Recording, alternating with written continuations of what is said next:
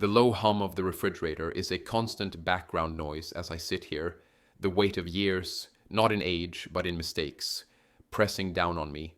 It's a familiar pressure, like an old coat I can't quite bring myself to throw away, even though it's worn thin and smells faintly of regret. For a long time, my name carried a certain baggage.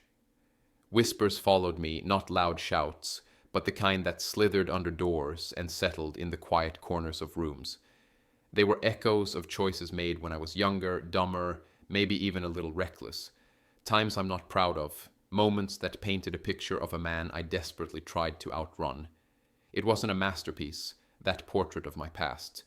More like a rushed sketch in charcoal, smudged and unflattering. And try as I might to repaint it with better deeds, with consistent effort to be a good man, those old lines still showed through. It was like trying to grow flowers in soil that had once nurtured weeds, the good struggles to take root, always threatened by the memory of what thrived there before. But I did change, slowly, painstakingly. Brick by brick, I tried to build a better foundation. My wife, Sarah, she was the architect of much of that rebuilding. She saw something in me that others had long dismissed, a flicker of decency beneath the grime of my history. With her, I found a different kind of air to breathe, one that wasn't thick with judgment. We built a life together, a quiet sort of happiness woven from shared mornings and comfortable silences. There were still moments, of course, a sideways glance from a new acquaintance, a hesitation in a friend's voice, little reminders that the past wasn't entirely buried. They'd prick like thorns, brief and sharp, but Sarah's hand in mine would usually pull me back to the present. We had created our own ordinary, a haven where my mistakes felt distant, like bad dreams you're grateful to wake from. I worked hard at my job, came home to her every night. We had our routines, our inside jokes, the small intimacies that knit two lives together. And for the most part, it felt like I had finally earned a clean slate, even if the world outside our little bubble wasn't always convinced. I knew I had to keep proving myself, not with grand gestures, but with the steady rhythm of a good life. It was a quiet battle, fought in the everyday, in the choices I made when no one was watching, and I believed, maybe naively, that I was finally winning. The smell of coffee still hung faintly in the air, a mundane aroma that now felt like a cruel joke. Just an hour ago, the kitchen was our sanctuary, sunlight streaming through the window, the gentle clinking of mugs against saucers. Sarah was humming some off-key tune as she spread butter on her toast, a sound I usually found endearing. Today, that memory felt like a phantom limb, aching with a presence that was suddenly, violently severed.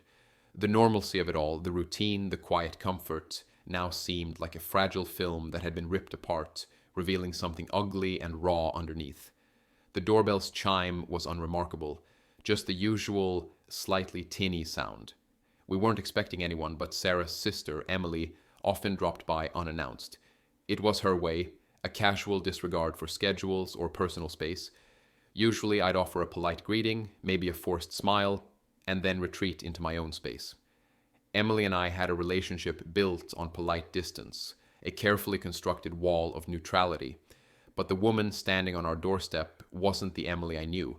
Her eyes were wide, almost frantic, and her breath hitched as she spoke, the words tumbling out in a rush that stole the air from the morning. "It's true," she'd gasped, clutching the doorframe like she needed it to stay upright.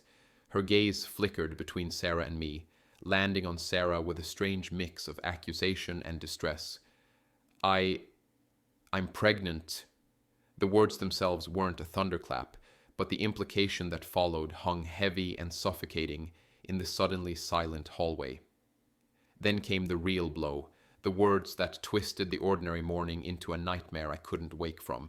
Her voice thick with unshed tears, and something that felt like rehearsed drama cut through the quiet. It's his." Her hand, trembling slightly, pointed directly at me. The world seemed to tilt. The familiar hallway, the worn rug beneath my feet, the scent of coffee, everything warped and swam before my eyes.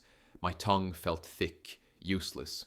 Sarah's hand, which had been resting on my arm, went rigid, her fingers digging into my skin. I opened my mouth to speak, to deny, to laugh it off as some terrible misunderstanding, but the words wouldn't come. It was like my vocal cords had seized, paralyzed by the sheer absurdity and the venomous accusation hanging in the air. The accusation itself was a punch to the gut, but the look on Sarah's face, the immediate flicker of doubt that crossed her features, was the real knockout blow. In that instant, the ordinary morning shattered into a million jagged pieces, scattering the fragile peace we had so carefully built. The immediate aftermath was a blur of raised voices and sharp intakes of breath. My parents, who lived nearby and had been called over by a distraught Emily, arrived like a storm front, their faces etched with a familiar disappointment I thought I had long since outrun. The years of trying to earn their trust, the careful steps I had taken to prove I was a different man, all of it seemed to evaporate in the face of Emily's tearful pronouncement. Their eyes, usually filled with a cautious hope when they looked at Sarah and me, now held a cold certainty, a grim, "I knew it," that pierced deeper than any shouted accusation. My father's first words were a low growl, something about how he always suspected I was still capable of this. The "this" hung in the air, a vague but damning indictment of my entire past. My mother, ever the picture of wounded righteousness, wrung her hands and looked at Sarah with an expression that screamed pity and betrayal. It was as if Emily's words had unlocked a vault of old grievances, confirming their deepest fears about the man their daughter had chosen. The speed at which they turned on me was dizzying. There was no questioning Emily, no looking for inconsistencies in her story, no attempt to hear my side. Their minds were already made up, the verdict delivered before I could even form a coherent denial. It was a trial with a predetermined outcome, judged by a jury that had held a grudge for years. The weight of my history was a leaden anchor, dragging me down before I even had a chance to swim. Sarah stood beside me, her silence a heavy blanket in the room. I risked a glance at her face, searching for a flicker of the faith I thought we shared. But her expression was unreadable, a confusing mix of shock and something that looked disturbingly like consideration. It was the consideration that truly chilled me. Had Emily's accusation, fueled by the whispers of my past, already planted a seed of doubt in the woman who knew me best? My pleas, when I finally found my voice, felt weak and inadequate against the tide of their conviction. "It's not true," I insisted, the words sounding hollow even to my own ears. "You have to believe me. This is impossible." But my father just shook his head, a weary sadness in his eyes. "Son," he said, his voice heavy with disappointment, "when will you ever learn?" My mother simply turned away, unable to meet my gaze.